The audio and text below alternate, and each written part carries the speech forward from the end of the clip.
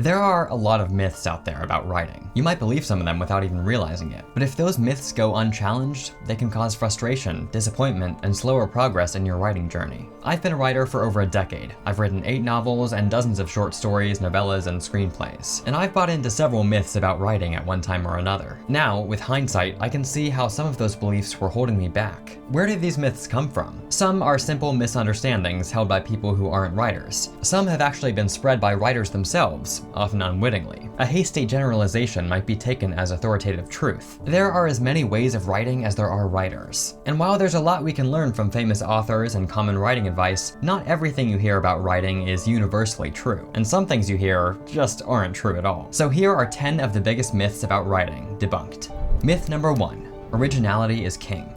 We all want to write something new, right? Something fresh, something innovative, something the world's never seen before. Originality is a great thing to strive for, but it's also one of the most misunderstood parts of writing. See, originality on one level is impossible. No idea is really new. People have been writing stories for so long that practically every story structure, twist, or character type has already been thought of. But on another level, if you know what you're doing, originality is inevitable. To explain what I mean, we need to talk about space wizards and the guy on the $10 bill. Star Wars is a story that's often brought up in conversations about originality, and for good reason. It feels fresh and original, but it's also clearly drawing from established stories. What makes it great isn't that every element of its world and story is completely original. It's that the sources it's drawing from are numerous and varied. George Lucas took pieces of stories as disparate as Flash Gordon serials and Kurosawa films to create a new take on the space opera genre. This is also why it's hard to place Star Wars in just one genre. Is it sci-fi, fantasy, adventure, family drama? Well, it's all of these things, and more. Lucas didn't just draw inspiration from other fictional stories, but from real life as well, from ancient Rome to the Vietnam War to the dogfights of World War II. And he's quite transparent about where his inspiration came from, which is a good sign of originality. If you steal from one source, that's plagiarism. If you steal from 100, that's creativity. For a more modern example, look at Hamilton. It combines existing influences, which again, its creator isn't shy about giving credit to create something new. History, musical theater, hip-hop, rap, and literature are woven into the show, which is replete with references and parallels to existing music and stories. But drawing together these different genres and inspirations into a cohesive piece makes for an original experience. Now, there's certainly an argument to be made that one should be wary of tossing too many ideas into a blender and calling it a story. Not all flavors mix. Like a chef, you have to figure out which ones do to create a surprising but still palatable taste. As the previous examples show, you can create a cohesive, tight story even with a vast array of influences. In short, originality is impossible on a micro level, but inevitable on a macro level if you're drawing from a wide enough range of influences. Your chances of creating a completely original protagonist are slim, but the totality of your story can create a completely original experience for a reader. So while it is a myth that total originality is an attainable and reasonable goal for your writing, you can still write something that's new. Don't worry too much if none of your individual ideas are mind-blowingly original. If you fixate on originality, you'll never write anything at all. But by taking inspiration from a wide variety of sources, you'll write something that, as a whole, is unique. Myth number 2, writer's block is inevitable. Writer's block is a puzzling phenomenon. Some say it's the bane of their existence, while others say it doesn't exist at all. So is writer's block real? Yes and no. Writer's block isn't an immutable law like gravity, and it's not inevitable. It's a mental block, an issue of mindset caused by a false belief. Anyone who says they've experienced writer's block isn't lying. It can feel very real. But like any thought, it's only real in the confines of your mind, and it only matters insofar as it affects your actions. Writer's block most often stems from a deeper myth, that everything you write has to live up to a certain standard of quality. Having standards is great, of course. My standard of quality is the reason I unpublished my first 10 books. You want to be discerning and think like an editor when you're putting something out into the world. But writing itself requires an entirely different way of thinking. If you hold yourself to the same high standards, you'll never allow yourself to write a rough first draft. Those standards are the primary cause of writer's block. If you feel stuck, give yourself permission to write something bad. Write just for yourself, with no expectations or judgment. By simply putting any words on the page, you'll prove to yourself that, by definition, you don't have writer's block. There is a second cause of writer's block, though I'd guess it's less common. You might find yourself staring blankly at the page with nothing to write about, no ideas. This might seem like more of a real problem with an actionable solution. You need to go out and find inspiration, do research, gather material, and maybe you do. But it also might be the case that you're falling prey to another false belief, that you have to wait for inspiration to strike before you can write. Here's the thing. Writing isn't a linear process where you get inspiration and then write. It's a cycle where inspiration leads to writing, which leads to inspiration, and so on. You can start writing without inspiration. Sure, the words might be dull and meandering at first, but sooner or later, the act of writing will lead to inspiration.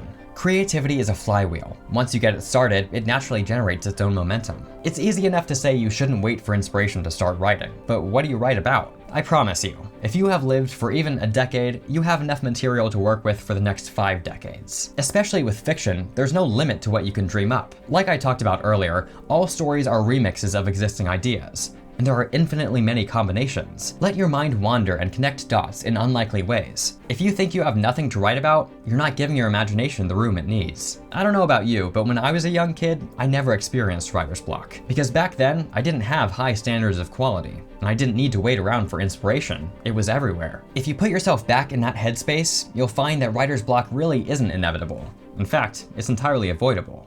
Myth number 3, write what you know. This one's more of a misconception. It's easy to hear this piece of advice and assume it means you can only write about things you've experienced firsthand. And while maybe that applies to certain kinds of nonfiction, the whole point of fiction is to use imagination to build understanding and empathy. But properly interpreted, this myth is actually a good piece of advice. Your writing should stem from something deeply personal, on a thematic or emotional level. You don't have to have in-depth knowledge of dragons to write about dragons, but you should have a thorough understanding of the truth at the heart of the story, the larger questions your story asks, the emotions it explores. This isn't just because you'll be able to write about said questions or emotions better. It's also because you'll write a story that's more authentically and distinctively you. And since it's coming from a place of truth and experience, you'll be more passionate about it. Your story will be more meaningful to you and your readers. Okay, so that's the emotional and thematic side of things. But how does write what you know apply, or not apply, to more tangible things? You can write about almost any real-life place or technology or idea, as long as you do plenty of research. And you're in luck. It's never been easier in the history of humankind to research whatever you need to know for your story. Of course, nothing beats the real thing. If you're going to, say, write a story set in my wonderful hometown of New York, it's best if you've visited the city and gotten to know it in person. But that's not always possible, which is where resources like books and the internet come in handy. Thriller author Tom Clancy did such extensive research for his book The Hunt for Red October that members of the US Navy questioned if he had obtained classified information to write it. Despite the book's thorough technical descriptions, Clancy had never set foot on a nuclear submarine until the book was nearly finished. Just goes to show how far good research can get you. Myth number 4, you're too young or old to write a book. I wrote my first novel when I was 7, and I plan to keep writing novels until I'm dead. No matter how little experience you have in writing or in life, it's never too early to try writing a book, nor is it ever too late. When I was 12, I expressed why I believe this in an article for the NaNoWriMo Young Writers Program blog. You'll never be the same writer again. You'll never be the same age, or look at the world with the same eyes again. Your perspective is unique. No one writes the way you do, or has the same views as you do. That is why writing is such an amazing thing. We can express ourselves, and in doing that, learn about other people and how they think. I wrote those words nearly 7 years ago, and I agree with my younger self. Just because you're young or old doesn't mean your perspective as a writer doesn't matter. If anything, it might be all the more interesting because of your age. You may not have as much experience in writing or in life as most authors, but you have something unique to offer. You can look at being young, old, or any age in between as a bad thing, but it's all a matter of how you look at it. Those with little experience can often have the most groundbreaking, unexpected ideas, since they're not beholden to the rules and limitations learned by the more experienced. When I was younger, I didn't have a deep understanding of story structure, genre conventions, or tropes. Much of what I wrote was weird, wild, hard to categorize. I blended genres with abandon. I broke the rules because I was too young to know what they were. Sure, my early books may not have been very good from an objective standpoint, but I'd much rather write something fun and avant-garde that isn't great than something bland that's just fine. And remember, no one has to read your first attempt, your first 10 attempts at writing a book. No matter how bad a book I wrote turned out, I never regretted writing it. Everything you write will teach you something. If you're worried that people won't take you or your book seriously because of your age, you're probably right. But write it anyway. The sooner you start, the more time you'll have to improve. Myth number 5, writing will make you rich and famous. Some people try to write a book because they believe it's a great way to get rich and famous. Those people are very wrong. You can make a living from writing. You can even gain fame doing it. But if that's your main reason for writing, you're setting yourself up for disappointment. Believe me, there are much easier ways to get rich and famous. Writing even one book is a feat of endurance. It's a marathon. If your motivation is simply a desire for the external factors of money or attention, you'll run out of fuel when things get tough. Extrinsic motivation can get you started. Thinking about the lucrative book deal you'll land, the awards you'll win, the feeling of holding your own book in your hands, those are good for short-term bursts of excitement about writing. They're not inherently bad. It's okay, in fact I'd say it's good, to have ambitious dreams. But so much of that is outside your control. You don't have much of a say in whether your book becomes successful. You can't wish your way into becoming a New York Times best-selling author. If you rely on those external factors to propel you forward, your motivation to write will dissipate the moment they seem out of reach. And if you manage to achieve your goals of selling X number of copies or winning a prestigious award, what then? Why keep going unless you're constantly setting ever more ambitious external goals? You'll be stuck in a cycle of always wanting more and looking for motivation in things outside your control. But if your motivation to write comes from an internal passion for the craft and the stories you're telling, you'll stand a much better chance of making it. Intrinsic motivation holds up over the long term. Your satisfaction with your work is within your control. You're not relying on external validation to bring you happiness. It's a much healthier and more sustainable mindset. You may never become rich and famous, but at the very least, you'll have enjoyed the journey. And that's what it's all about. Corny but true. Myth number 6, you can't make a living from writing. On the flip side of the coin, some believe pursuing a career in writing is a fast track to going broke. The idea of the starving artist is remarkably prevalent, and it leads many to conclude that attempting to build a career as an artist is a futile endeavor. But in reality, it's very possible. There are plenty of writing-related jobs you can have. You can be a freelance writer, an editor, a copywriter, a blogger, a journalist, an author, or all of the above. Thanks to the internet, it's more possible now than ever before to be your own boss, to make a living independent of an employer. And though there's nothing wrong with being a writer for a company, in my opinion, you're better off working for yourself. Of course, you'll have more creative freedom, but you'll also, somewhat counterintuitively, have better job security. With how fast the world is changing, it's hard to predict what jobs will still exist in 10 years, or even 5. If you can be your own employer, you probably won't get fired, and you can adapt to new developments much faster than a corporation could. But I know, it's easier said than done. I don't make a living from my creative work yet, so what do I know? Well, I do know that it's possible. And if you buy into the starving artist myth,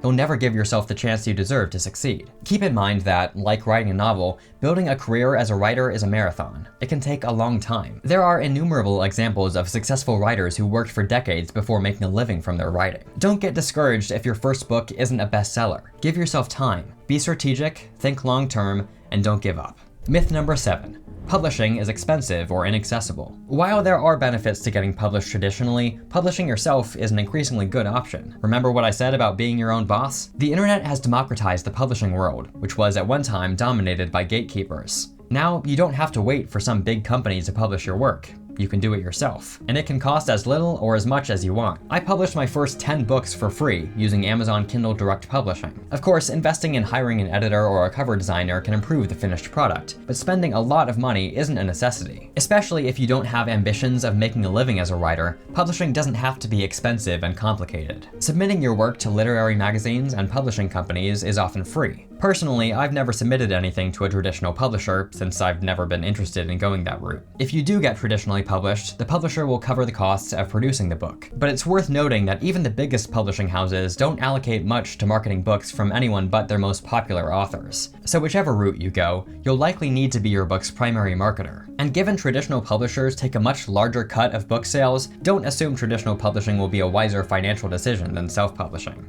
Speaking of marketing, myth number 8.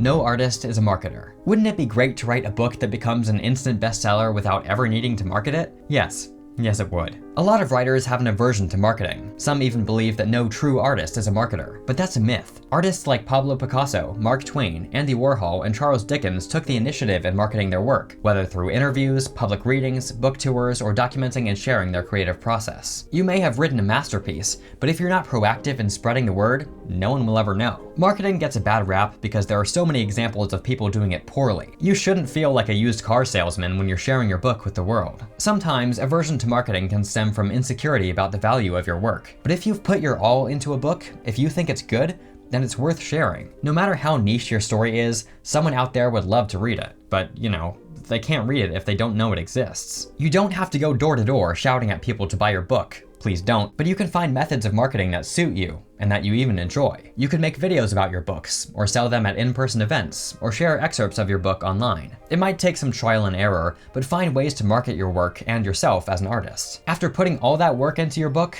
it's the least you can do. Myth number 9. Writers have to be alone. We often think of writers as solitary creatures, artistic recluses who shut out the world, preferring to spend time in worlds of their own imagining. Honestly, sometimes that's pretty accurate. But while writing itself can be a rather isolated activity, writers don't have to be alone all the time. Part of my motivation in creating videos like these is to build a community of other writers. The internet is the easiest place to connect with people who share your passion for writing. There are plenty of groups and communities, from Instagram to YouTube to online forums, where you can congregate, commiserate, and collaborate with fellow writers.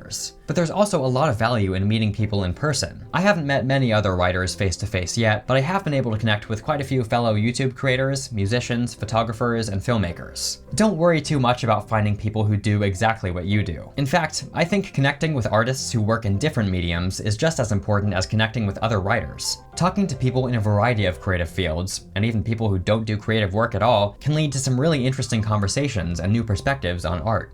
Myth number 10.